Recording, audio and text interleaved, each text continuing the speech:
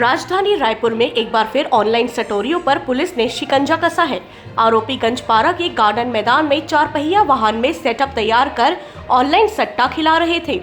मौके पर गंज थाना पुलिस और एंटी क्राइम एवं साइबर यूनिट की टीम ने 9 आरोपियों को पकड़ा।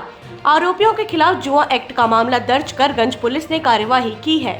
गंज थाना के माध्यम से एक सट्टे पे बड़ी कार्रवाई हुई है, जिसमें 4 आरोपी विजय, आयुष, राज और सुंदर करके पकड़े गए थे, जिनके पास से लैपटॉप्स, मोबाइल्स बरामद हुए। इनके बारे में सूचना मिली थी कि इन लोग ऑनलाइन सट्टे का काम कर रहे हैं और इनको पकड़ने के बाद इनसे पूछताछ की गई, जिसमें और 5 व्यक्तियों के नाम आए। तो कुल 9 लोगों को इस कार्रवाई में गिरफ्तार किया गया है।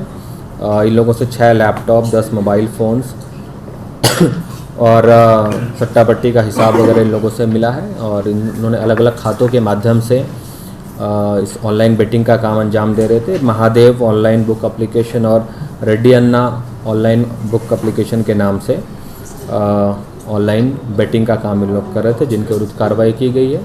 और जुआ एक्ट के अलावा इन लोगों के विरुद्ध प्रतिबंधात्मक कार्रवाई भी पृथक से की जा रही है।